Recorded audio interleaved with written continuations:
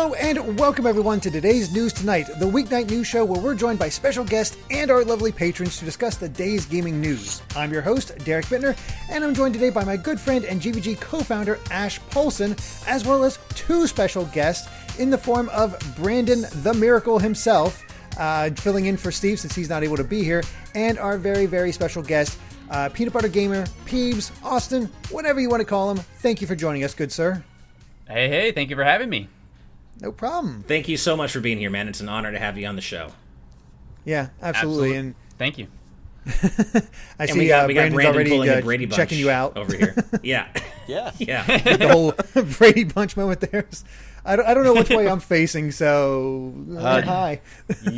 Yeah, that was close enough. We'll take it. There we go. But before we get into the episode proper, we do have our lovely sponsors. And on Fridays, we are always sponsored by Straight Lace and The Soul Device. So in the past, you've heard about the game The Soul Device, and that's SOL. But today, Straight Lace is here to tell you about its sequel, The Soul Device 2, currently in development. Building on the ideas introduced in the first game, The Soul Device 2 is a puzzle platformer where the player can create platforms with a handheld device at the cost of HP. However, in Soul 2, the player now has the ability to aim in any direction along with many other new additions, such as several varied functions for each returning device, upgradable stats, a chargeable battery to power the devices, varied environments to explore, an actual story, and boss fights. You can find more info about the game on Straight Lace's YouTube channel, which we'll have a link to in the description below, where he posts developer updates showcasing what he's been working on recently, as well as other fun content. And Straight Lace appreciates any and all feedback. They really do take it to heart and make the changes, and it's pretty cool how quickly they can turn it around. And it sounds like an ambitious sequel. It does, and actually totally. I am posting a link to the Soul Device on Steam right now in our chat, so you can all go check it out. Let's get him some sales if we can. We'd really appreciate that. Yeah. I actually have a question for Straight Lace. I would love to check this game out, but I noticed it's PC only, and I hope maybe there'll be a Mac version someday. Just putting it out there, but I would love to check it out, and if there's ever a Mac version, I can do that. So thank you, as always, for your sponsorship, though. It's a pleasure to have you as a sponsor, and thank you very much for your support. Absolutely. So, Peebs, I gotta ask, how you been lately? Not too bad. Just kind of taking it easy the past couple days. Since you're asking, I accidentally fell back into World of Warcraft Classic for a couple days straight. But Nice. I've sworn off it again for at least a few weeks. But everything's going pretty good. Can't complain. Is it pure nostalgia, or is it like, I don't know why I'm doing this, but it's like I enjoyed it anyway? It's always a mix with World of Warcraft. For me, that's my whole World of Warcraft experience. It's partially I just really enjoy it, and then also there's times where I'm like, I was grinding to level up my mining and blacksmithing today in preparation for the expansion release, and I'm like, after like an hour and a half of doing it, I'm like, I'm not having any fun at all right now. Like, the idea is I'll have fun later once I have my things leveled up. I was like, all right, I'm just gonna call this for today. I think this was enough. But yeah, it's always been a love-hate relationship with World of Warcraft for me. I had uninstalled the game many times out of frustration, only to come back and reinstall it later. They somehow know how to pull you back in, which is impressive because that's been going on for a while. It's funny because I just jumped into my first real experience with an MMO myself because of Final Fantasy XIV. Right? Yeah. Right. So I'm nervous, man, because I'll be doing the same in May when the PS5 version comes out, and I'm nervous about either the lack of time to play it or the fact that it'll be so fun that I'll just have to sink time I don't have into it. I'm nervous, but I'm also excited. I've been. Oh, go ahead, Derek. No, go ahead, Brandon. Go. I've been having that problem with Valheim the last 4 or 5 days. What is Valheim? Everyone on my Steam is playing Valheim. I don't know what that is, because I thought it was just like people saying a weird way of doing Assassin's Creed Valhalla, and then it turned out to be a completely different game. Like, it's a survival game, like similar to Rust, if you've seen Rust before. Lots of building. It has kind of a Viking, like Norse mythology kind of background to it. It's just, I mean, it doesn't do anything especially like groundbreaking in any one area. It just does everything so well, and the building is really fun, and I can't stop. It seems more like a more adult Viking-themed Minecraft to me. Yeah. I've watched some friends play it. I'm definitely going to try it out at some point. I had just been a little bit too busy with World of Warcraft, I guess. It has a cool system similar to RuneScape, where like just the act of doing an activity increases your skill level in that activity. So you could walk up to a rock and start punching the rock over and over again, and your unarmed skill would just go up over time. So it has like this really it's like Oblivion. Yeah, it has a really satisfying okay. progression. So been enjoying that a lot. Nice. Before we move on, I just want to extend a warm welcome to a couple of people in the chat who are new and or I'm not used to seeing. Grantles, welcome, as well as Jason Oloa, one of our very newest EPs. Thank you so much for the support, and of course you will be called out at the end of the episode. We got you in there, but welcome to you both, and we're happy to have you here, and we hope to see you back for many more TNT live audience participation. Novastalgia, so it's a Resident Evil 5 simulator. That's the final boss. You guys got to prepare for it. Right. I guess one more thing before we head into the news. We were talking about this a bit earlier, Peeves, because I know you've been asked about this quite a bit, because how dare you, sir? How dare you be okay with Skyward Sword being $60? I don't care. I'm not. Yeah, I dared to make a tweet. I don't even tweet very often. I really don't. I kind of swore off checking Twitter every day, and I stopped posting on it very often. But I was pretty hyped about the Zelda stuff that was happening with Skyward Sword, and so I was sort of checking and seeing what people were saying about it. I was noticing a lot of people that were... I would agree with the sentiment that $60 is probably... I mean, it's literally the peak price point they could get away with selling a HD port for. But I saw some people that were, complaining about that, which makes sense. But I saw a lot of people who were excited about it, nonetheless, and then people getting mad at them because they were excited about it. So I don't know. I tweeted like, it's something along the lines of essentially don't blame people for wanting the game for like the way Nintendo's pricing it. And it just becomes like every argument ever on Twitter where it's no one's necessarily even really disagreeing, but they're still like saying the opposite points, and it was a mess.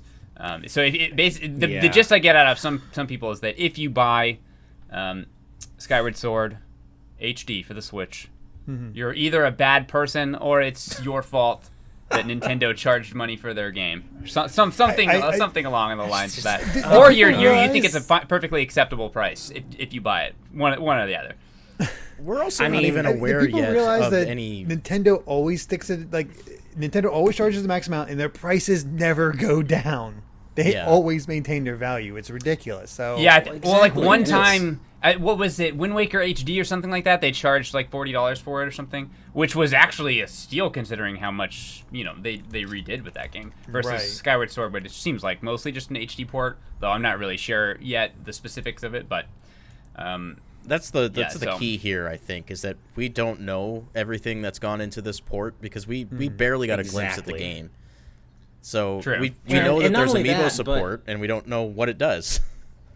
Right. Well, and not only that, but it's it's easy to say, well, it's just getting button controls and 60 frames per second, but that stuff takes effort. And button controls is a huge for a game like Skyward Sword that was built around the Wii Motion Plus and those motion controls. Adding button controls isn't just to press the big red button and they're in there. That requires serious engineering. And I don't know, maybe we're too old school. We're all into the idea of paying for services we want, for goods we want. But I woke up this morning to the news that, after Pokemon, that people were upset that they can't get the free upgrade to the PS5 version of FF7 if you get it on PS Plus, if you get FF7 Remake on PS Plus. And it's like, why would you be able to do that? What? Of course you can't. There's no precedent for that I can think of. Yeah, exactly. It makes no you sense. Shouldn't be able to get that for free through PlayStation Plus. I guess I don't know. I don't understand the idea of complaining about buying something for full price. I mean, yes, Skyward Sword HD, obviously it's a port, but as you said, Brandon, we don't know what's going into it yet. And do I wish it was less than 60? Of course. But I don't begrudge them for charging 60 because I know that a lot of effort's going into this port. Again, porting is so much more than just throwing it on a new system. Yeah, I'd never. At no point that I'd bother getting into the nitty gritty of the details with anyone who was upset with me, because I didn't think it was really worth it. But I think there actually is a conversation there about, is a game that was made in a decade ago, is it still worth the price, or is it worth less because it was made back then? Or I don't know. There's like a bunch of different things you could argue with it, but it always just evolves into like, well, if you say this, then that means this. Well, if you say this, then that means this. And it's like, you're not even really having a discussion anyway.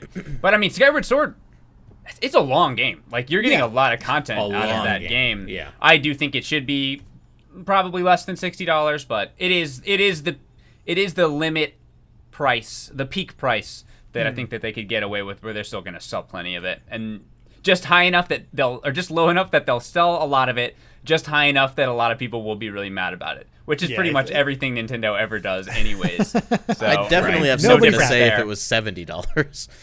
Well, and here's the thing also, is that at the end of the day, nobody's forcing you to buy anything. Nintendo can't make you open your wallet. If it's not worth $60 to you, don't buy it. Or wait till Black Friday when you maybe you'll get $20 off it. I mean, no one's making you. You could probably end up getting it used anyway. I guess probably most game stores would still sell it probably pretty pricey at used, but... Yeah. Yeah. I honestly think there's more information coming on this game. I don't think we've seen everything yet. It's especially with the release date so far off. I'm sure it'll have amiibo support. It'll do this, that, and the other thing. Who knows? They might have tightened up the gameplay in some way. Maybe got rid of a imprisoned fight. Who knows? That'd be nice. Maybe the Swift Sail equivalent to Loftwing Speed would be nice. Oh, that'd be good too. That too, and fixing the imprisoned fights period would be worth $60 for me. Not actually, but like seriously, that is so by far the lowest point of that game, and almost it's almost astonishingly bad how bad those fights are. So I really hope they maybe remove at least one of them because they're too you many. didn't enjoy that the first time. Well, how about 2 more times? I actually can't remember if you do it 2 or 3 more times. I haven't played Skyward Sword since 2011, and the only imprisoned fight I even remember is the one that you do with Bruce. Mm-hmm. And that's the best one. First one yeah, I remember the Bruce that one. is the better one. Yeah. Mm-hmm. Now, Evernight Studio, with the big brain take here, extra Groose episode incoming. Yeah. I think most people would say Groose $60. the DLC. Absolutely worth it. Make for a Groose episode. tower defense game where he's setting up to protect against the imprisoned. There's how you do that'd be that. awesome. Bruce. I don't even like tower defense games, and I love that idea. That's cool. I think it was someone in the chat, Grantles, I think, was bringing up the new Super Mario Bros. U was $60, and no one complained about that. To be fair, there was new content in that. But I do wonder, and I was wondering if the fact that Skyward Sword is so divisive already as a Zelda game, which is part of why people were so willing to be like, oh, well, I'm going to boycott the game because it's $60. Like, I do wonder if that's part of it. I did get the idea, even after I completely stepped away from the conversation, just seeing all the people arguing about it. The people that I kept seeing the most that were the most upset, it was like, it really came off like most of these people probably didn't really care very much about Skyward Sword anyway, so they're just probably weren't even going to play it, and they're yelling at people that are really excited about it. It's a divisive Zelda game to begin with, so. Some people just like to argue, it feels like. True. Yeah. Either way, let's go ahead and jump into our actual news for the week. And Ash kind of hit the nail on the head, so let's go ahead and bring that first one up. Here we are. As Ash mentioned earlier, Final Fantasy VII got a lot announced, both at the State of Play and afterwards, because we got the reveal of Final Fantasy VII Remake Intergrade with the PlayStation 5 exclusive Yuffie episode, which is coming on January 7th. It's June 10th. Sorry, I had the $70 standard fee messing with me. Oh, but gotcha. It's $70 standard or a $90 deluxe.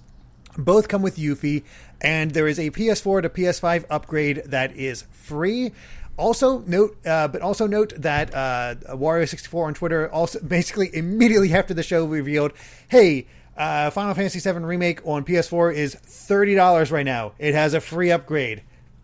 Might be a little bit more cost effective if you want to do it that way. Yeah. But along with that, Final Fantasy VII Ever Crisis is coming out in 2022. Final Fantasy VII The First Soldier is coming out in 2021.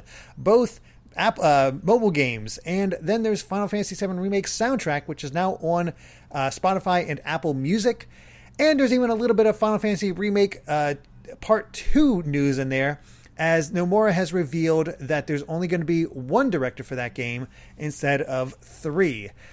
So, yeah, there's a lot of Final Fantasy VII stuff, which is a bit overwhelming, but I think it comes down to this is awesome, but also some of this stuff I really want on other things. Yes, Ever Crisis especially. Ever Crisis on consoles, please. And I'm hoping maybe the outcry for, that we have a while until 2022, obviously, right? So maybe by then the outcry will push Square to announce it for consoles. Maybe there's some sort of exclusivity period for mobile. I can't imagine both Apple and Google would money hat that, though. I want to play this on console so badly, but you know what?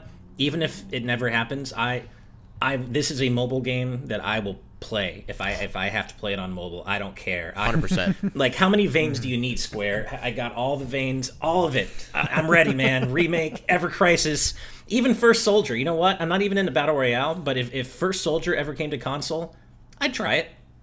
Why not? I'd try it. I don't know if I'd be into it because I've never been able to click with a Battle Royale Same. game, and I don't know. That looks just like, yep, that's a Battle Royale game. There's an awful lot of shooting in a Battle Royale game based around Final Fantasy. I mean, I understand why, but at the same time, I wish there was more, magic and materia. Mm-hmm. Yeah. Now, we were talking about the show before the show, Austin. You have only really played 7 Remake, and did you complete the game or just... No, I didn't actually. I'm also confused. I have a question. Okay. It says Final Fantasy VII Remake Part 2. Did the remake, all the parts of the remake, are they not out yet? This is how little I know about Final Fantasy. Okay, so for a bit of a history lesson here, the Final Fantasy VII Remake that you played only covers in the original game for about the first 5 or 6 hours of the game. Well, I didn't even get through all of that yet, so... So maybe by the time I'm done, the second part will be out. Yeah, there you go. Basically, it's they decided it's just so massive they want to do so much with it that they decided to split it up into what seemed to be an episodic format at the time. But yeah, when you I did remember that it was episodic. It's not really episodic. It's doing something. Basically, Square's pulling a square and doing something very different with it that you'll more like kind of volumes, see when, right? Yeah, you'll kind of see when you beat the game. I was actually considering coming back to it, to be honest. Yeah. So maybe Doodle in the chat. Sorry, Doodle in the chat says, "I hope the one director isn't Nomura." Lol, and it isn't. So I can tell you that the director for Part 2 is going to be Naoki Hamaguchi, who was one of the co-directors on Part 1. The reason Nomura is leaving his co-director role is because he's now the creative director on everything FF7. So he's too busy on this, Ever Crisis, First Soldier. He's overseeing everything. So rest assured, if you're not a Nomura fan, and I know he's very divisive, Part 2 is being directed by Naoki Hamaguchi alone. So, yeah, there's just a lot of good stuff. I mean, we talked about a pretty decent amount during the State of Play. I mean, cool. I got my free upgrade. I just have to pay for the Yuffie section. That's fine. There's kind of a downside to that aspect of Intergrade for those who only have PS4s. Because as far as I know, the Yuffie episode is exclusive to PS5. It is. It is, unfortunately. Yeah. That's the only part of all this that I'm not a fan of. They said that Square says it's optimized for PS5, and I believe them. I'm sure that's true, but given that this is a game that launched on PS4 and it's not even a year old yet, it feels wrong to me to basically lock this DLC that's still part of Part 1, technically, to PS5. I wish they weren't doing that. But it is what it is, I guess. It's just, when so many people can't even get PS5s yet, that just seems like a shame. They still are hard to get. Yeah. I still don't have one. I imagine that will continue even through June when this eventually releases. So I feel bad for everyone who doesn't have a PS5 and can't get one right now, because if I didn't, I'd be supremely disappointed. Yeah, you'd be definitely jumping on there like, well, gonna just attempt to get this PS5 now. It's like, oh, great. Yeah. Yeah, it's one of those things that it sucks, but I also see them like, we want them to work on Part 2, so I imagine they didn't want to divert too much of the staff to this Intergrade thing. So he was like, well, we'll just sacrifice the older console, and the big thing is us bringing it to PS5. So there you go. Right. And some of the elements of Intergrade might even be indicative of what we'll see in Part 2 in terms of gameplay and visuals. And if like you said, Ash, if it is a necessity that this is PS5 exclusive, I guess I understand that. It still just kind of sucks. Yeah. Yeah, I think so too. And I mean, to be clear, when I mentioned that on Twitter, a couple of people were like, well, we're in the next generation now. You're going to have to be okay with things going from PS4 to PS5. And I am. Part 2 is almost certainly going to be PS5 exclusive. But that's launching on PS5, and that's okay. I'm not talking about that. I'm talking about a game that started on PS4 that's less than a year old and now is having new story content locked to the PS5. That's a different situation that leaves a bit of a bad taste in my mouth, personally.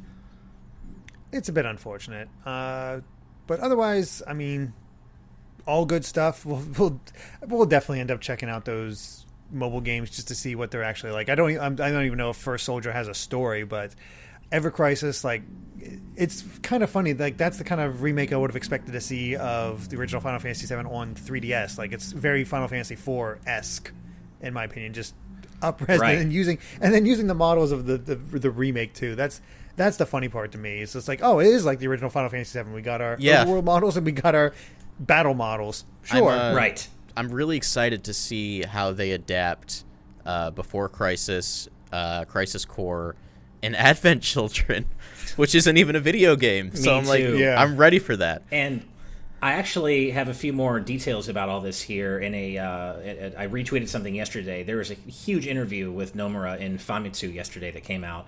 And just a few more tidbits here. Ever Crisis, this is all about Ever Crisis. It's going to contain a youth Sephiroth chapter written by Nojima. So we're going to get to see Sephiroth's days as a youth, as a kid. I don't know how young they're going, but we're going to see his past, which is cool. Okay. It's going to be a command-style RPG, which we know. It's going to retell Advent Children in game form, which we can infer, but it's nice to know for sure. It's going to utilize chibi characters for the field maps, but normal characters, like normal models in battle. And there will be new chapters every month. And as I understand this, they're not going to be releasing new chapters in a linear fashion, like going from Before Crisis to FF7 to Advent Children. Apparently, they're going to be available at least somewhat concurrently and have updates to each one every month, so you can jump in wherever you want. That's wild. Don't quote me on any of this, but that's how I understand it anyway, from the interview that I read. So just some extra things to keep in mind about how this could possibly all turn out and kind of the format of Ever Crisis. Sure. Right. Well, also, sorry, I just want to say my mind is still blown that Vice and Deep Ground appeared out of nowhere in the Yuffie episode trailer. I can't believe they're bringing Dirge of Cerberus stuff into this. Yeah, it's wild. Oh, it's absolutely wild.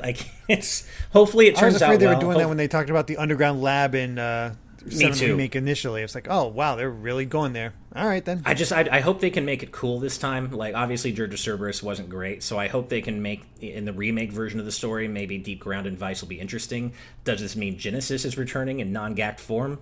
Who knows? It seems like the sky is literally the limit here. Can we just leave Genesis in the past, please? Oh, right, please. I know. I know. I love how we're just like, obviously we're too anime right now for Austin. So it's like I have nothing to add to wake me this. up when they do another Final Fantasy Tactics game. Then I'll be interested. You should play Triangle Strategy if you're an FF Tactics. Oh, I am excited about that. Yeah. Okay. Nice. Yeah. Very cool. All right. Well, let's go ahead and move on to away from anime, back to anime, kind of, with our next topic. The Pokémon Presents presentation was today, revealing Pokémon Brilliant Diamond and Shining Pearl, the Gen 4 remakes, which are coming in late 2021, and an open-air Sinnoh prequel called Pokémon Legends Arceus, coming in early 2022, as well as a new Pokémon Snap trailer. So, not a bad presentation overall. Like, I've seen the typical debate among Pokemon fans because lesson number one, you're never going to make every Pokemon fan happy. They are so tired. Salty SOBs. So tired. Yeah. I loved everything that they had to say today. Specifically Pokemon Legends Arceus, because who in their right mind saw that coming? Nobody. Right? Who could have seen that coming? Have you seen this, Austin? I don't know if you paid I attention. have, to yeah. Pokemon. The only thing I haven't seen was the Pokemon Snap trailer. Although I am Okay. interested in that. I just haven't had a chance to check it out yet. Yeah, I mean, they're doing an open world-ish Pokemon game, which is what it seems to be what so many of us have wanted from the series for so long. You know, I guess we'll have to wait longer to find out how it actually all comes together. I mean, it's not a guaranteed success, of course, but what we've seen so far is exciting, and it's for Pokemon, it's taking a risk, and Game Freak is known to never take risks, and that's exciting. Yeah, it's one of those things where I worry it might be too early to show. Like, I know it's exciting, but that early 2022, like, I don't know if that's too soon, because those frame rates looked rough. That's one thing I noticed. Yeah. There was definitely a strategy in how they revealed these things.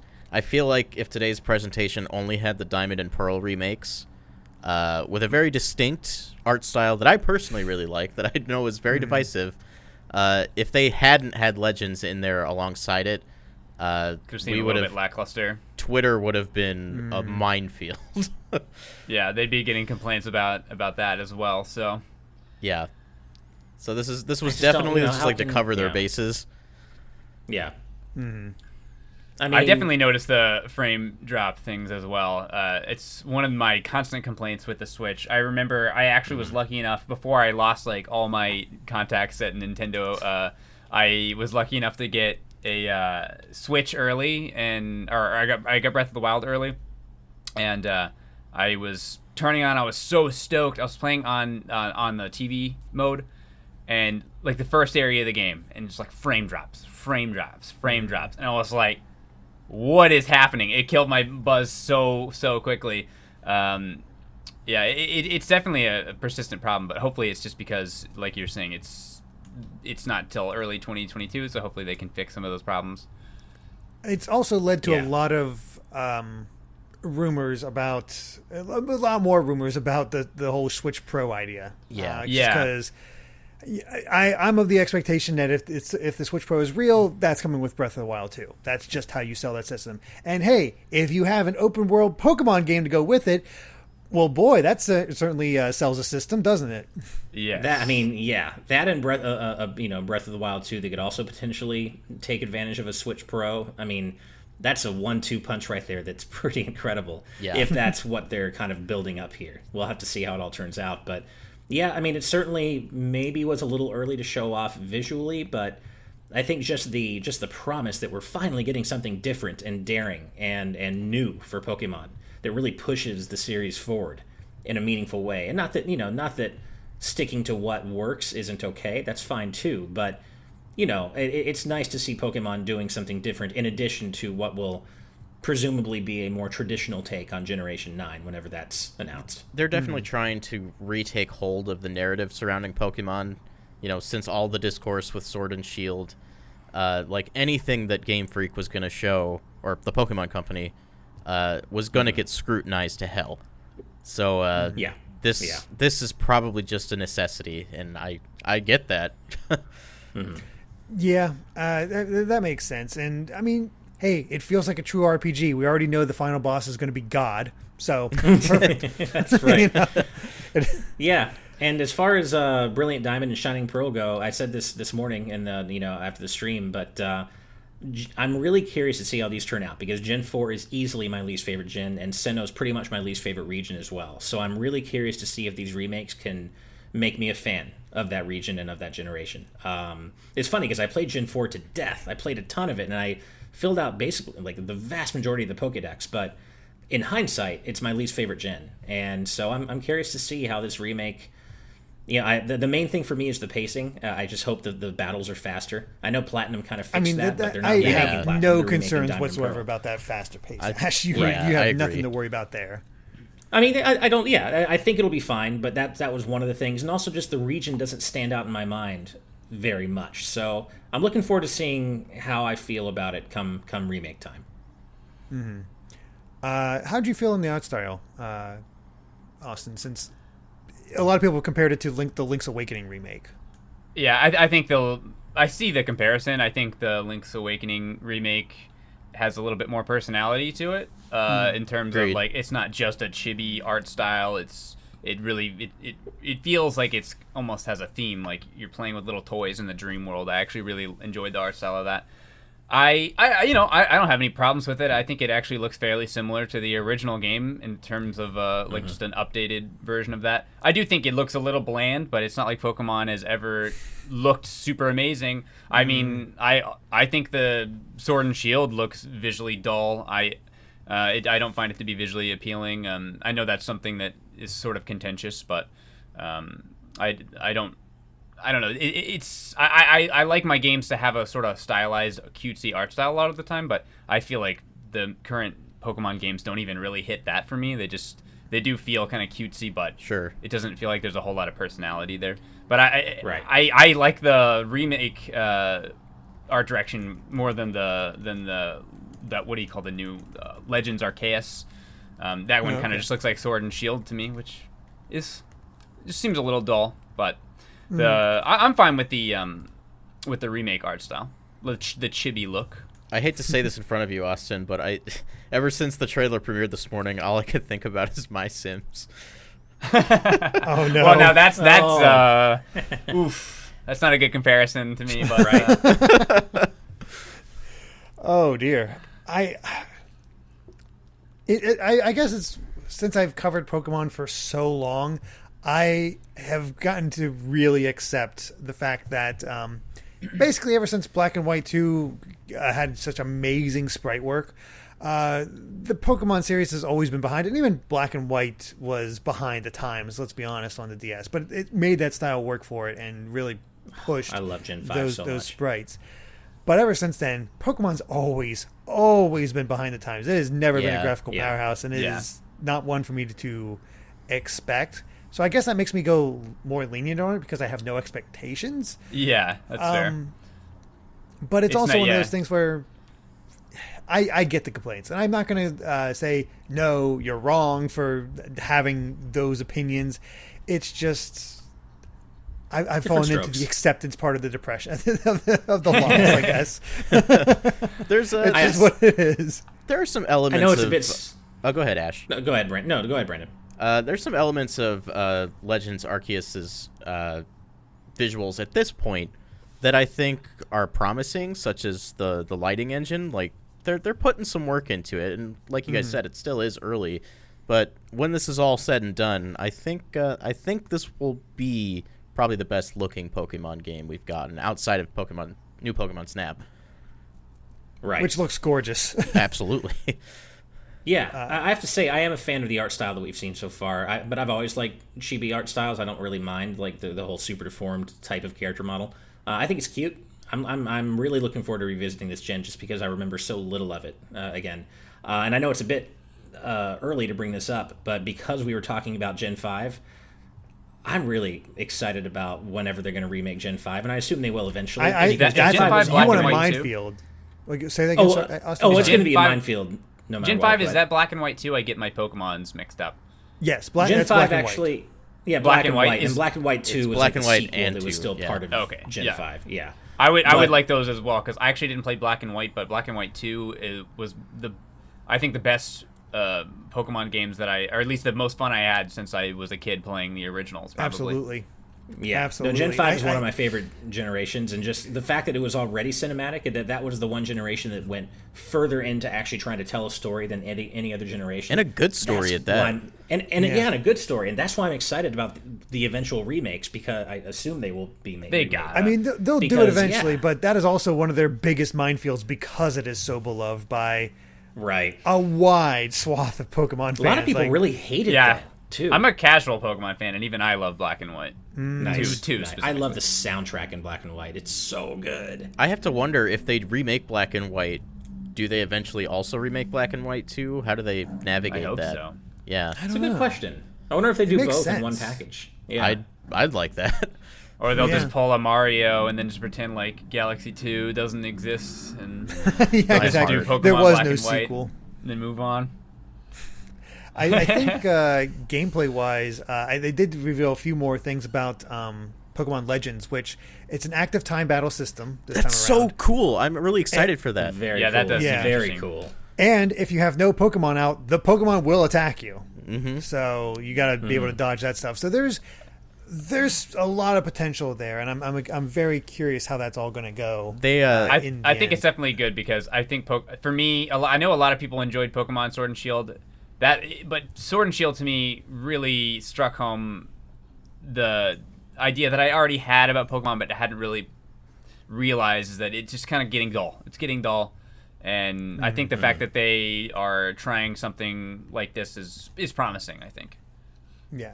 Right. You right. bring up a good point there. I haven't even played Gen 8 yet. I still want to, but it's just because it's kind of fallen. I didn't finish Gen 7. I got It's a about slow a little more start. than halfway through Pokemon Moon. And It I has haven't even far played too Sword many and Shield things yet. that are just like this exciting things happening off screen. The story Right. is Yeah, so yeah. non-consequential. Oh yeah. Yeah, and it's like I do want to play Sword and Shield, but it's like I also know exactly what I'm getting in terms of the Pokemon formula at this point, so I do agree that it's good that they're really switching I things up think here. the Pokemon designs are still strong. It's just the gameplay they need to figure out. Agreed. Yeah. I kind of hope that Legends is a resounding success and that becomes the norm going forward. That would be cool. Also, there's one element of Legends Arceus, excuse me, that really stands out to me, and that's like when you're in the wild, approaching a wild Pokemon, to initiate battle with it, you throw the Pokeball that has your Pokemon in it, just like in the anime, and I'm really excited about that. That's cool. That is Yeah. pretty cool. Yeah. I'm Do gonna they get have my I motion choose you control? moment. Can you like grab your Pokeball thing? I You need need that. to out. have like customizable throwing arcs, so you have your own like Oh, style. no, that would be cool. Yeah. Yeah. do the like softball throw, or like have a spin, or I don't know, something weird with it. But Now I'm not gonna like the game if you can't choose your throwing your Pokeball throw style. raising You expectations go like so baseball much. 0 out of 10. All right, well, let's go ahead and move on to our next topic, which kind of encompasses two, because really they can only be described as our WTF news. Yeah, that's for sure. So, Shovel Knight is crossing over with Arby's and getting, I don't know what Finally. Arby's calls them, kids Finally. meal toys. They're getting Toys, kids meal I toys with guess. Arby's, Austin. which is weird. And then, along with that, pictures of an unreleased Mortal Kombat Ultra Girls animated TV show have leaked and was in development at WB Animation, which, okay. Yeah. I mean, that art style is kind of awful for the Mortal Kombat This just Ultra Girls screams cartoon. Mortal Kombat. I don't know what you're talking about. Yeah. Oh, totally. It Obviously, looks right? to me it's like more the DC superhero girls Exactly. show. Yeah. It's them Yeah. trying to ape the DC superheroes It show. kind of like I feel like it's like Mortal Kombat Bratz edition or something. Like it's so weird looking, and I like the idea of it, but it's probably for the best that it didn't release in that form. I don't know if it would have gone over well. Probably not, but I kind of love the fact that they have Melina in a pink turtleneck to cover her mouth, and it has a broken heart on it. It's like, that is sure. This is just the weirdest Right. like idea. A kid's Mortal Kombat cartoon is already weird enough, but It's the this is antithesis just of kind of- itself. yeah. Who is the I don't know, who are they making this for? It just seems kind of weird to me. Like, Ostensibly little girls, but yeah, the last age demographic that I would think would be interested in Mortal Kombat. Right? That's probably why it didn't come out. I I would Oh my think. I mean, God. they probably just figured there Oh, wasn't. so By it's the way, not going to chat- come out. I think okay, it's so- this I don't know is if it's a canceled development or thing. not. I thought it was a leak Uh, for some. So okay, so it could still potentially be released, or if it was canceled. I'm not sure. Imagine I a think it was world. So it, Oh, okay, go ahead. gotcha. Well, that makes sense actually then. That it was Yeah. canceled. yeah, this was in development at Warner Brothers Animation, and apparently just a picture of it mid-development Yes, leaked. But some as I pictures understand came it, it's out not on still it. being made. Imagine a world where this got made, and then parents who didn't know what Mortal Kombat was took that's their what I'm kids to thinking. see the movie. Right. Or the kids like are Googling, I love this Mortal Kombat show, and they Google it up, and then there's like someone getting the spine ripped out or something. Yeah. Well, we say this, but there was a '90s Mortal Kombat cartoon, animated. Like I think it was like Saturday mornings, and they had all of them fighting. Was it Earth Special Forces or something like that? And it was awful, but they did it because of course they did. Because well, at least Mortal Kombat was a popular IP back then. That is true. That is true, and it, definitely with kids. And kids that wanted to play the mature rated game, I guess they could at least watch the cartoon. So I actually posted about the Shovel Knight thing on Twitter and got a lot of replies from people who had gone to Arby's for prior video game promotions. And I got a reply from someone named Mega Nerd X on Twitter, Mega Nerd X4, excuse me. I'm going to post it here, but they posted pictures of the toys they got during that promotion. So I would say it's pretty likely that the Shovel Knight toys will take this format. And honestly, they're less toys and more like just collectible plastic circles. Yeah, stackable discs. What the heck? Collectible plastic like circles. That's a really good selling point. That's so lame. Yeah, that is so, really lame. It's lame, right? Yeah. So I love the idea that Shovel Knight's crossing over with Arby's. As I said on Twitter, steal thy roast beef because I want to get one. But like at the same time, I like Azran's idea more, which is the order of no quarter pounder. That's so good. That's so good. Order. Azran, that's a new high for you, man. That is you set the bar pretty high with puns anyway. That's one of the best you've ever had. That's peak. Yeah, that's great.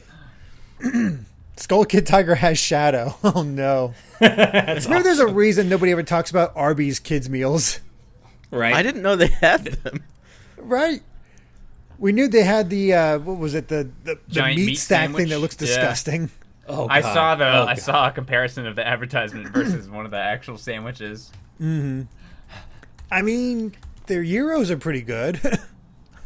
They're the only. I will say this about Arby's: they're the only fast food place that I can think of that has a buffalo chicken sandwich. And I'm not saying their buffalo chicken sandwich is exceptional, but they are the only one that has that. And I really love some buffalo chicken sandwiches. They really cornered the market on the buffalo chicken sandwich. Yeah, they've got me hooked in that sense. Whenever I'm at one of my go-to thrift stores, there's an Arby's right there. Got to get the buffalo chicken sandwich. Right. And there is precedent for this. I'm reminded that back in September there was a Cuphead promotion. Like Cuphead toys came to Arby's Kids Meals. So that's I gotta look. It's so weird. It's see so if I can weird. find that. Hold on. Yeah. Right.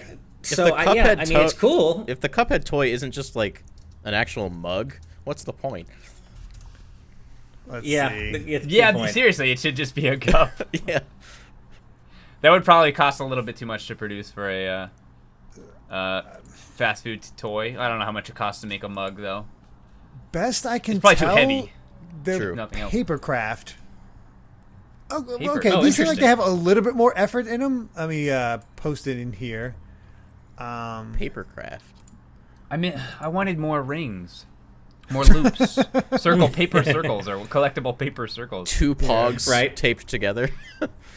Exactly.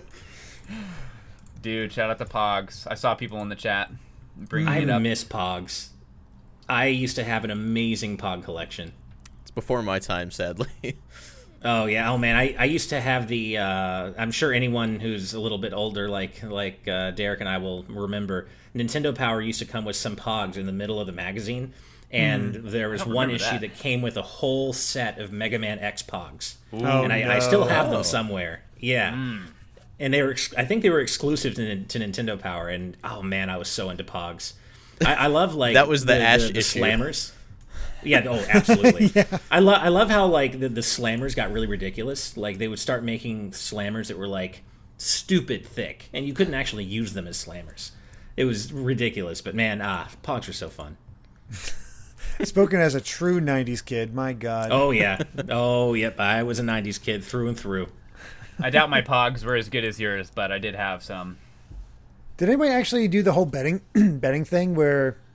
If you lost them, you lost them. I don't know. Well, I thought you lost did one. I thought that's how it worked. Like you had one. Like it was kind of like the idea of the like Pokemon cards where you like set aside 2, or if you lose, you trade them or whatever. That's how I always thought it went. Like whatever Pog you had on the top or the bottom or something like that. I can't even remember how you played Pogs. I thought it was. I've had Pogs and played them. I don't remember how it started worked. upside down. You slam the thing, and any that turn right side up, you get. Yep, And it's I sort of actually did that. like I that. played That's Pogs right, at school. yeah. I You was gotta pretty go confident that about way. it. I have to You just, admit, if you're afraid of losing one, you just don't put it in. Like, Yeah, go big or go That's home. true. I have to admit, I Also- didn't know Pogs was a game. I thought it was just a thing. It wasn't really? really that. It wasn't I much never of a really game. Let's be played real. Some people game. just collected them. They didn't actually Okay. like do The Pog battle. battles. Yeah, but they were fun, Yeah. man. I enjoyed Pog battles. Also, And it's it nuts didn't- how many different things had Pogs. Like, because they would make it was easy to make, so there was a Yeah, lot of think of Funko like, Pops. Yeah, I It's was just just yeah, gonna in say Pog that. form. Yeah. Yeah, And you could make unofficial ones very easily too, and sell them at stores, and you'd never know the difference. So anything that any Right. IP had a Pog, at least one Pog. yeah. By the way, I 100% did not think about saying "stupid thick" before it actually came out, and yeah, you guys in the chat are cracking me up because I just didn't even. Again, another Phil Dunphy moment. I didn't think about what it would actually sound like before I said it. Oh, Now I'm no. cracking up. Yeah. Well, with that, On that let's note, go ahead and move Where do you on. go from there? Well, obviously, as we bring up our next topic, we go to Kingdom Hearts. Just a real quick, Kingdom Hearts Union Cross's story is going to conclude this April with the game service ending altogether on May 31st. And following this, an offline version of the app will be made available with Union Cross's story available as a theater mode and Kingdom Hearts Dark Road playable offline. Which... on one hand, I've seen a lot of fans of this game be like, no. On my hand, it's like, sweet. I don't have to play it. Same. I can just see the story. Same boat, Thank yeah. God. 100%. I'm so happy about this, that it's finally winding down. I'm sorry to all the players out there who actually love the game itself, but I just want to. I want the story of this of the mobile games to be concluded, so we can we know where everything falls in the overall timeline, and we can just move on. Like I haven't really been able to keep up with it because it's it's a service game. So yeah, it'll just be nice to be able to have a nice, complete version of the story to just be able to absorb. You still have to play Dark Road to get the plot for that, right? I think so, since it's offline. I think so. Okay. Yeah, But the Union So- Cross stuff yeah. you can just watch. you can just Yeah. watch as a theater mode type thing. Yeah. Okay. So that'll be a nice, a nice thing to carry us over until we hear more about what's next for Kingdom Hearts and what's the next big game. And it sounds as though it's going to be at least a little while before we hear anything on that front. Yeah, absolutely. I will say the story for Union Cross seems to get a little wild because I did a while ago look up a YouTube synopsis of things up to that point. I've forgotten a good bit of it. But the one thing that stands out to me is Marluxia's human form is in the game. Right. And he joins like these Lorium. 5 leaders at a certain point. And his whole deal is he's trying to find out who murdered his sister amongst Right. this group. Oh, yeah. Which is like, Which okay. does that have any connection to the girl that Lee and Don't Isa know. are? Yeah, so it's getting pretty wild. I'm looking forward to. I mean, I may not love everything that Kingdom Hearts is doing with its story, especially more recently, but I'm in for life, man. I mean, at least until Sora's okay, I'm in for life. He's So, never going to be okay. I know. I right? assumed the Don't- girl that Lee was talking about was Kyrie, or did she not show up until after that? She didn't show. Yeah, she didn't show up until after that. This seems to be stuff that took place way before. Okay. Austin, never current. play Kingdom Hearts. Oh, don't worry. So- don't I worry. say this as a fan. It is a trap. Oh yeah. that- I mean, that's a- yeah. This is my understanding of the series is that every entry, regardless of how insignificant it seems, isn't vital to the storyline. Correct? Am I wrong? Yes. Am I correct about that? Every entry moves the story along. It's ridiculous. Whether it's on mobile, whether it's on like the Right. music game, says what's happening next. Yeah, It that's does, yeah. it's a little bit too intense for me. We were talking about this a little bit before we started, but the only thing I know about Kingdom Hearts is I would watch my wife play a little bit of the series and I would just walk in every now and then, and like some insane thing is happening, and I'm just like, what? And then I am like, okay, I'm not gonna follow this, and I'll just go leave and do something else. Like she's all emotionally invested, and you're like, what the hell is going on? Well, I think even she's a little confused, but way less so be? than I am. It's like, didn't that character die like an hour ago when I was in, and now he's alive again, or now he's good, or he's bad, or he was bad before, or there's like a group of hooded people, and then they're like, Don't worry, that guy's nobody. Oh, I like what you did there. Nice. Thanks. I mean, I will be the first to admit, as a hardcore Kingdom Hearts fan like Derek, that there's a lot of stupidity in the storytelling for sure, but it's what we so sign up for. enjoyable. It's enjoyable. And I mean, if you love anime, and I love anime, Kingdom Hearts is about as anime as fuck as you can get. And I'm so into that. I think that's the thing about Kingdom Hearts fans. We know how ridiculous it is. We just don't care. Yeah, exactly. That's what we like about it, is how just absurdly, typically, ridiculously anime it is. When I play Kingdom Hearts, especially when I was playing Dream Drop Distance, I basically just cursed at the screen because I'm like, that shouldn't be happening, but it's happening. I accept it, and I like it, but also I hate it. Yeah. I mean, Dream Drop Distance, we're in trouble when there's time travel. Yeah. Exactly. Like, when Dream Drop Distance introduced time travel and everything, that was the point at which I was like, okay, you know what, I'm still into this, but this is getting pretty ridiculous. Up to that point, I was like, it's not as hard to understand as people say it is, and I still feel that way.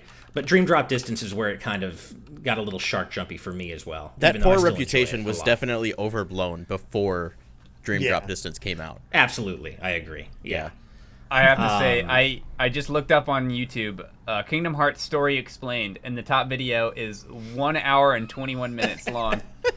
Yep. There's a lot of... Honestly, you could probably get away with just watching Barry Kramer's synopsis. Oh, yeah. I actually was watching him make that on Twitch a little bit when he was doing it. I love that video. It's really good. Although, Austin, I will say, you haven't lived until... Even if you're not a Kingdom Hearts fan, you have not lived until you've seen Woody shit-talk an anime villain. Oh, yeah, I have seen some stuff of it out of context. Okay, good. And like Disney so characters like, I'm gonna die! And it's like, Woody, that picture of him Woody putting his hand in front of Sora, like, no, let me handle this. Yeah. I got this. Yeah, or I the got stuff this. from Kingdom Hearts 2 where you're having this emotional scene in Pirates of the Caribbean and Goofy's just standing in the background. Yeah, just Goofy's there. Yeah. And when Woody's like, my guess is no one's ever loved you before, it's like, oh, Woody! I love that. Well, Woody's pretty savage in the movies, too, at certain points. That's true. true. Pretty He is, real. actually. He's pretty brutal. There's a scene from them dealing with Monsters, Inc. where they take one of the most brooding characters from Kingdom Hearts, pin him up against Mike and Sully, and they literally, Mike grabs him, tosses him into one of those doors, and then they start doing the thing where they toss one door into another door, and another door into another door, and another door into another door, and it's just like, okay, the Disney characters are fighting back for once. That's cool. It's so Oh my god, that has to be yeah. the most self-aware scene in all of Kingdom Hearts history. It's so good. It's fantastic. And I think they love put it. the last one through a wood chipper as well. It's just Yeah, like, they well, did. He's gone. I would have laughed my ass off if they decided to, like, because he has teleportation powers. If he just teleported back in, it's like, Wait, hold Nah. on. So they put a bad guy into one of the doors? yes, From Is it? Monsters, Don't Inc. the Yeah. doors lead to the rooms of children? So they're like stuffing the bad guy into some kid's room and then like locking the key. That doesn't sound like a very. Well, it gets I mean, funnier the you more gotta you do what think you gotta about do. I know. Yeah. I just imagine like throwing like Sephiroth into a little kid's room and the kid just screaming his ass off. I mean, Sorry, not only, Jimmy. not only did they throw a bad guy into a kid's room, they threw several doors into kids' rooms. That's right. How does that even work? Each door had to be man. slightly smaller than the previous door. I mean, I guess they're like turning they it. Okay, turned never it mind. in, That'll yeah, work. That'll work. Yeah. shoved it that way. Physics, whatever. I mean, but this Oh my just God. all of this is emblematic of how awesome Kingdom Hearts is. The fact that we can talk about this, even with a non-Kingdom Hearts fan, and just enjoy how ridiculous it can get, and just embrace that. I There's really appreciate nothing like Kingdom Hearts, Kingdom Hearts out there. for what it is. Yeah. I've looked at it and I'm like, I don't have the mental energy to get into this, so Sure. I just haven't done it. No. Don't blame I don't think I would today either. If I hadn't gotten in on the ground level with Kingdom Hearts 1 when I was like 16 or 15 or whatever, like, I don't think I could get it. I probably would not be able to play through every game now. And like, I think it's because I got in and was so hyped for the whole concept from the very beginning. I it was Square at their almost heyday. got a PS2 around the time it came out, but I ended up waiting a few years later. And that was one of the games I wanted, but I never ended up playing it. So I guess You I dodged. probably would have gotten bullet. into it if you had gotten it at the time, because it was kind of perfect for that age group, and it was with Square being on fire at that point. You're just like, yeah, I'm down, Yeah. whatever. And that's not to say it's If I completely did- inaccessible to older folks, because like No, I not only at got all. into Kingdom Hearts 2 years ago. That said, wow. my wife had to play the first game for me because I absolutely hate it. I hate Really? Kingdom Hearts 1. Yeah. Well, I know From a it's hard control to get perspective, into. like just Oh, okay. it's very dated. So you enjoyed Maybe playing just watch Chain some of Let's Memories? Plays. I More than There Kingdom you Hearts go. 1? Chain of Memories is one of my favorite games in the series. Actually, I don't understand. I have a hard time I mean, I playing the respect 3D that one, but opinion, I did enjoy it on Game Boy Advance. the card system's really good when you really put some time into to the strategy element of it, and I got really into that. Sure, okay. I So- think I enjoyed Riku's side more because there was a little less strategy to it when Yeah. you were playing as Riku. But it's just, for me, it was less the card system, even though it wasn't my favorite. Just Chain of Memories always felt so grindy to me. Like It was there's very so- repetitious with the very Disney stories not repetitious. mattering in the slightest. It was a Yeah, little different yeah. for me because I didn't play Kingdom Hearts 1, so I wasn't retreading certain elements as much as a person who did play the first game would have. And Gotcha. that was probably enough to get me through that game. I see. Well, let's get off of the Kingdom Hearts talk and talk about something that I know Austin's a bit more interested in. So let's bring that up. So, EA is, in their ever gracious presence, allowing BioWare to make their next Dragon Age game as a single-player RPG instead of a service game, since Star Wars Jedi Fallen Order did so well and Anthem did not. So they're like, you know what? Maybe single player is okay. Yeah. Maybe Make we'll Dragon- let the devs do whatever they want. Just Right. make the What a game they want. concept. Yeah. What can you, Maybe the right, creatives. Yeah. Maybe the creatives know more about what they're doing than the business types. Exactly. Usually. And I'm not a Dragon Age fan, but this, even as a non-fan, I already know that having it be a single-player RPG is by far more preferable than having it be a service game. So I'm very happy for the Dragon Age fans out there. I know this is exactly what the vast majority of them wanted. I actually have not played Dragon Age. Oh, really? But- I for some reason Yeah. I assumed you did. It's super up my alley. I just haven't played it. The first, I would obviously play the first two if I was going to start back, but I do enjoy a lot of other BioWare RPGs. Mass Effect is one of my favorite game franchises. Hell yes. So Nice. I think the thing I'm most excited about in the upcoming in the near future is the Mass Effect trilogy remake. Gotta Dude, you mark and on me my- both. Yeah, you won't see me for a bit, but Yeah. There's a lot of games to get through. but it That's is. for I sure. do think that is good news. I mean, I also enjoyed Star Wars Jedi Fallen Order as well. I'm a big single player fan. I mean, Yeah. I was talking about World of Warcraft earlier, but for the most part, what I play is single player games. And there was a brief time period in gaming where it seemed like devs or at least publishers looked at single player games and kind of scorned at it, and it's like, well, that's what I want. So I was very happy to see some of these.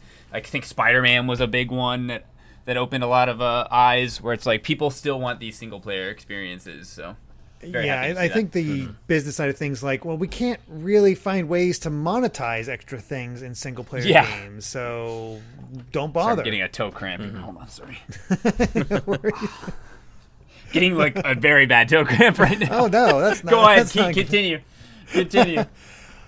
Yeah, I'm down for it. I have Jedi Fallen Order. I've not had time to play it yet. I've heard decent things, but It's pretty cool. As a casual Star Wars fan, I enjoyed what I played of it enough. Yeah, it's sort of like a Star Wars Dark Souls kind of thing. that's what I've heard. I still need to play a Dark Souls game, so we'll get there eventually. But yeah, it's maybe with BioWare able to do what they want, they can make a pretty good game, and it might save them in the end, because they have so many good franchises, and you don't want BioWare to fall under the EA curse of, Yeah. Right. amazing developer just shut down thanks to EA. But we'll see if it actually happens or not. I have no idea, but we'll see. Right. We have an amazing, a hilariously amazing typo by Imposter in the chat who says, "I'm not crazy about Jesus Fallen Order, but I am happy that single-player Star Wars games are still a thing." I want to play that game. Yeah, That would be a thing Jesus Fallen Order. if EA's Dante's Inferno franchise picked up. right. Yeah, Jesus' Revenge. yeah. I'm just Jesus imagining Revengeance. Jesus with a lightsaber, and I can't get it out of my head now. Oh, so good. There's more puns in there somewhere, but I can't think of them off the top of my head. Oh, there are plenty that we could make, and probably shouldn't, but there are plenty of ways to go from here. Oh, Jason Uloa, cross lightsaber. He is Ooh, Kylo yeah. Ren. Oh man. I want to see a Jesus game now. Like, I want to see Right. what that would be. There is that one Jesus. fighting game where you play as a bunch of gods and deities from other religions, and Jesus That is is a playable true. character. Oh, that's right. Yeah. And this also reminds me actually of a thing that a discussion I just had on Twitter today. I retweeted something about Mega Man Battle Network because of course I did, right? And I won't explain all the context, but in a reply, someone talked about Jesus.exe being a thing. And there's a system in Mega Man Battle Network 6 called the Cross System. So I replied and said, so does that mean that if Mega Man were to get his cross form, that's like, if it's Aquaman, it's Aqua Cross, right? So for the okay. Jesus.exe, it would be Jesus Cross. And yeah, that was pretty, Oh my Woo! god. Yeah, right? Oh, love it. All right, well, let's go ahead and move on to some less exciting news. Yeah, this is unfortunate. So Sony is winding down original game development at Japan Studio, restructuring its team around fellow Astro series developer Team ASOBI. Which, if you're a fan of Sony, the weird Sony projects, this sucks. Japan Studio has some of the most interesting, wildest Yeah. ideas out there. It includes, this is where Ape Escape comes from, Loco Roco, Patapon, Team Ico games, Gravity Rush, The Puppeteer. This is just so... Between this and Vicarious Visions, man, this sucks. Yeah. Straight up. This news sounds a lot worse after you just explained it than I initially took it. I was like, oh, okay, whatever. And then you start listing off all the games. I'm like, wait, he's right. You're right. Oh man, this is actually pretty sad. I've not personally played any of the games that you listed off, but I can feel the weight of what's happening here. Just buy all those franchises. This is bad. Unfortunate, yeah. There is, I guess, some silver lining.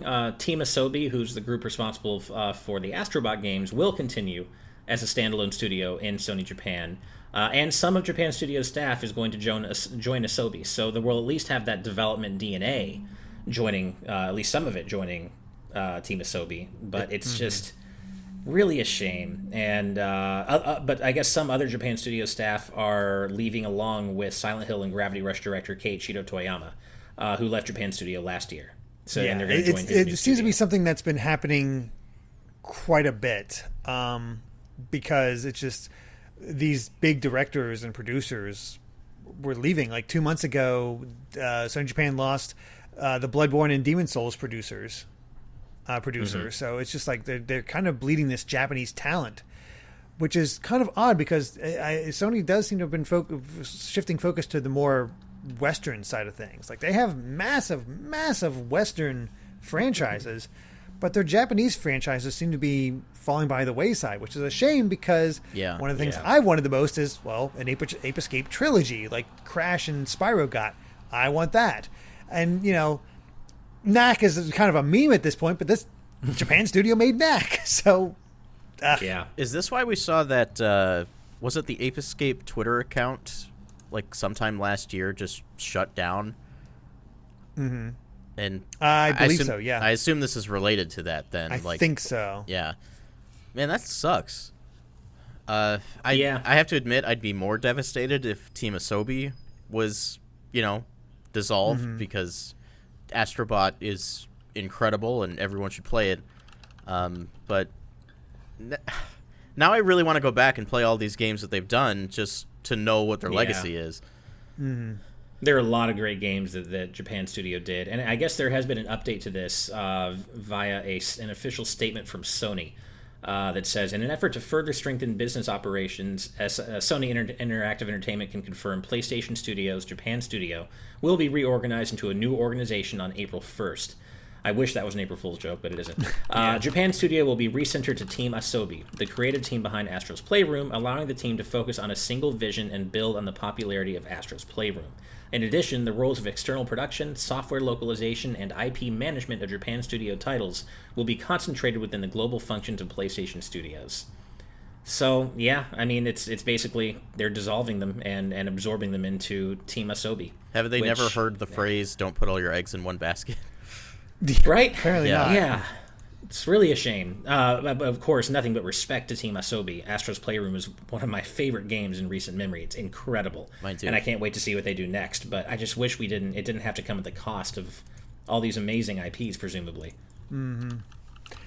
Yeah, it's unfortunate. I have the Gravity Rush games, and I had a chance to play it. I've not played Patapon or Loco Roco. There's a lot of their games I've missed out on, but the ones I've played, I've really enjoyed. They have that weird, wacky style that kind of gave Sony more of an identity. So it's kind of sad to see them lose that identity. Right. Yeah. So. Oh, well. I liked everybody's golf, too. I'm just looking through all the different studios. That was a good series. It was, actually. And I'm not even into golf games. I remember playing at least one of them and having a really good time. Yeah. That's a shame. But let's go ahead and move on. And a bit of a Monster Hunter Rise update as we get that news on screen. So, as was kind of leaked thanks to the whole Capcom ransomware situation, Monster Hunter Rise is apparently launching for PC in 2022. So it's not a Switch exclusive, but if you, don't need to play it right away, you just have to wait a year, it seems. So, yeah. It's just, there you go. Like you said, we knew this was happening. And for me personally, I'd like to think that this, in addition to Pokemon Legends and Breath of the Wild 2, might be indicative of, Switch Pro enhancements. Because I imagine the game will receive enhancements when it comes to PC, and maybe with the Switch Pro, we can see some of that also bleed onto the Switch version when that eventually happens. But, I mean, I love Monster Hunter, and I'm going to play it wherever it's at, so if it's on more places, that's good news to me. Right. As Audoodle mentions in the chat, I'm surprised that they say they're surprised they announced this before the game came out on Switch. I am too. I feel like this almost will. I wonder if their hand was forced a little bit because of the ransomware leak. That could be. That could possibly be. But I could see some people who are willing to wait, who were going to buy it on Switch, but can wait for PC. That might kind of chill sales a bit. But it is still Monster Hunter, so it's going to do gangbusters no matter what. In the end, it'll chill sales, but it'll just chill sales on the Switch version, because if someone's going to wait for the PC version, that's still a sale for Capcom in the end. Right. Of course. How do you feel about this, Austin? Because I know you love the Monster Hunter series. I didn't really get into the last Monster Hunter game, but I do enjoy the series. I'm planning on playing it on Switch. Unless everyone I knew was going to play it on PC, but I feel like most people I know that would play it would have it on Switch, so... That's an element right away. That's an element of this that I hope they address. Cross-play and cross-progression, I think, would be great for something like this. Nintendo seems really open to that kind of stuff. And it was a huge complaint for Monster Hunter World on PS4, Xbox, and PC because they didn't have any cross-play or progression at all. So even on the Wii U and the 3DS, I don't think there was cross-play, was there? There was. There was. Okay, yeah. I take that back. Yeah, I remember that. So 3DS players could connect with a Wii U player, and then they could go online together. It was a neat system. Wow. So Capcom is usually willing to go the extra mile for this kind of stuff, and I hope we see that happen. Same. Yeah.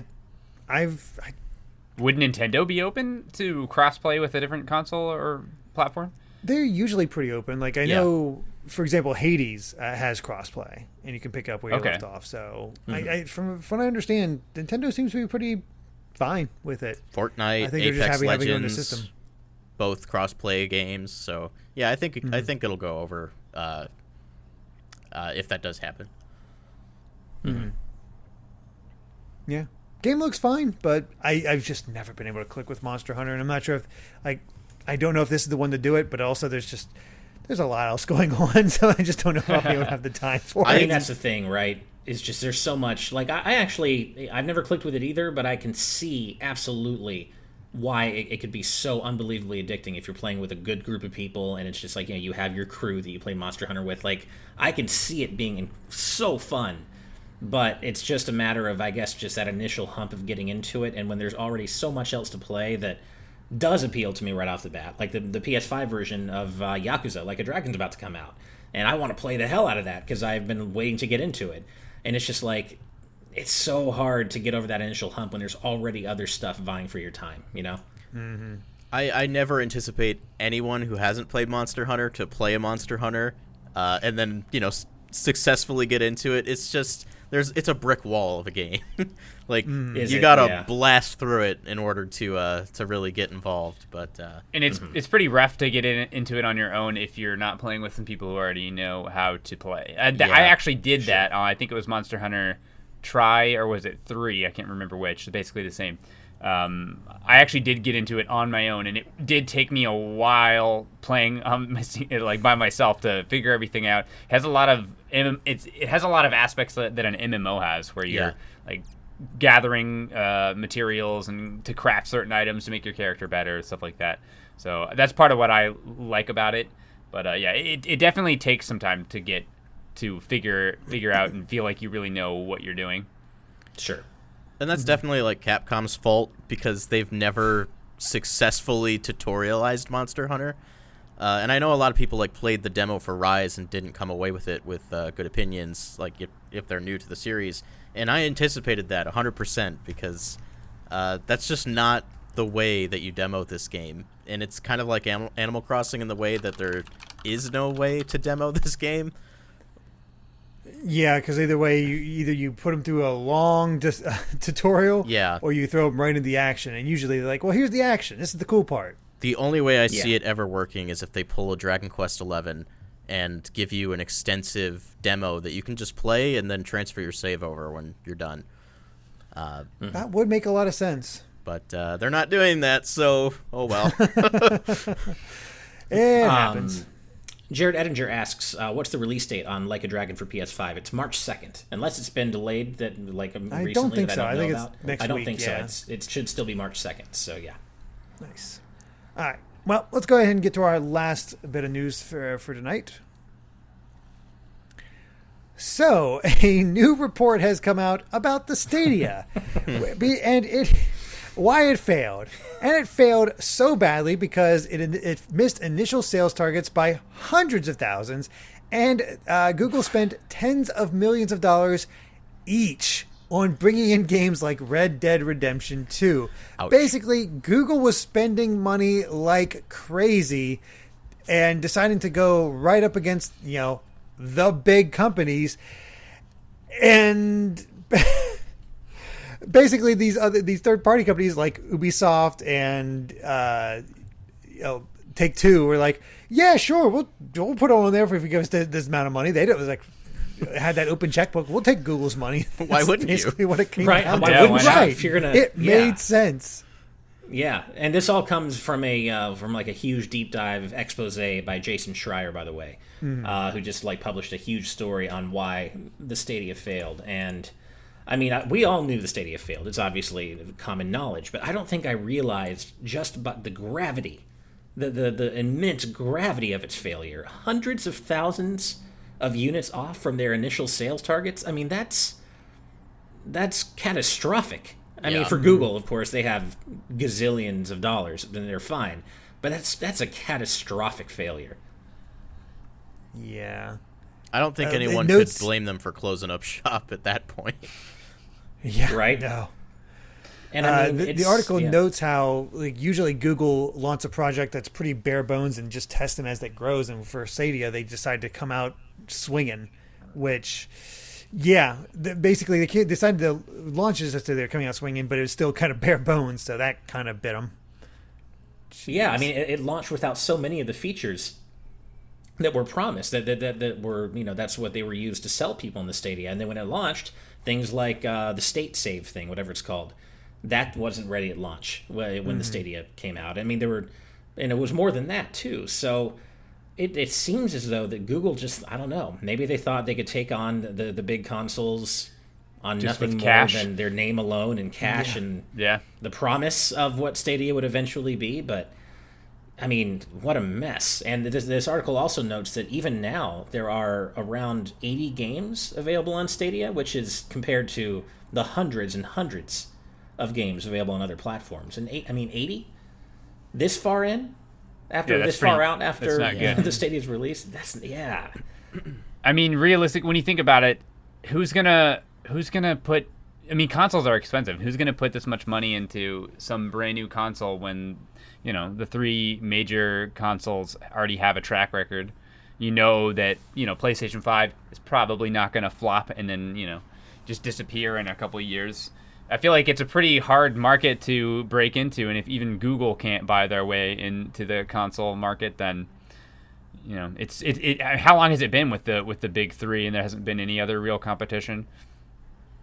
I mean, the closest was Dreamcast, right? Was the last one? Yeah, basically since Dreamcast. I mean, there's always been an attempt like the Ouya and stuff like that, but nothing's ever been able to penetrate. Mm-hmm. I'm just reading through the article here, and seems like a little bit of the blame could be laid at Harrison's feet, because they the Stadia developers were like, I don't know if we should go this way, and Harrison was like just trying to keep what he knew and the traditional launch system for that. But Harrison continues to show himself as maybe not the best, because he presided over the PS3, the Xbox One, and now the Stadia. Maybe he's not in the right business. I've never met the guy or anything like that, obviously, but doesn't have the best track record. This makes the Wii U look fantastic.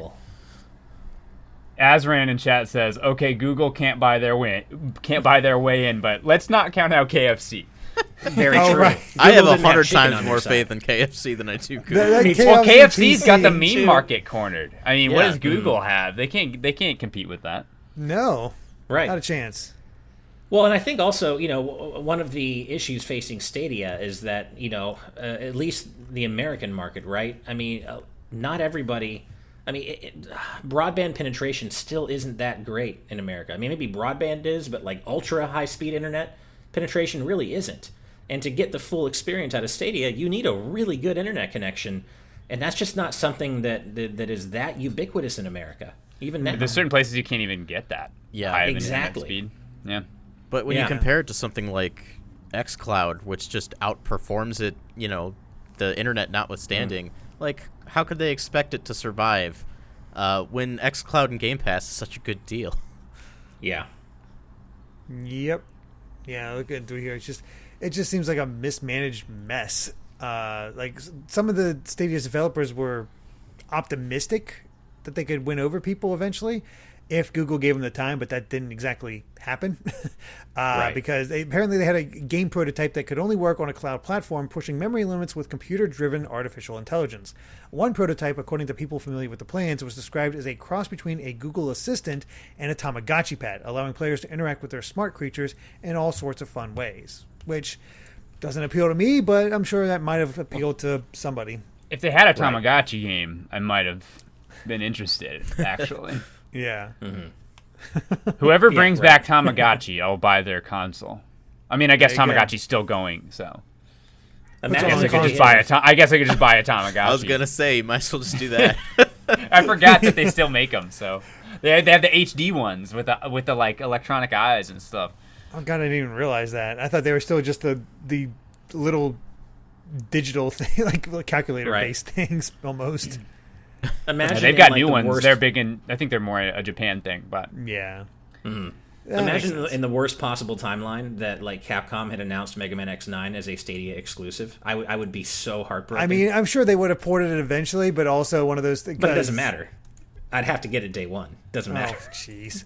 Oh, are you kidding me? If it was X-Not, I'd have to get a Stadia yesterday to play it. Honestly, you should be proud of Capcom at that point because I probably made millions of dollars just off that announcement.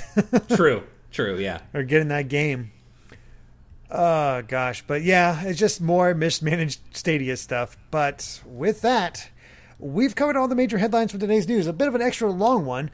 But before we sign off, I do have to thank, Brandon, for helping to hold down the fort here. Very much. Always glad to have you on, man. And Austin, thank you so much for joining us. This is a lot of fun. Absolutely. Sorry it went a little long, but we had to get all the content of the Arby's topic in, so that was pretty important stuff. Yeah, that was important stuff, and we had to bore you to death with the Kingdom Hearts talk. we got Kingdom Hearts, Arby's, Pog, all the things that the people care about. Comparing the Kingdom Hearts fans I'm comparing it to Pog and Arby's. The most important stuff. But obviously a lot of people know who you're at. But for those who somehow know us but not you, where can they find you at?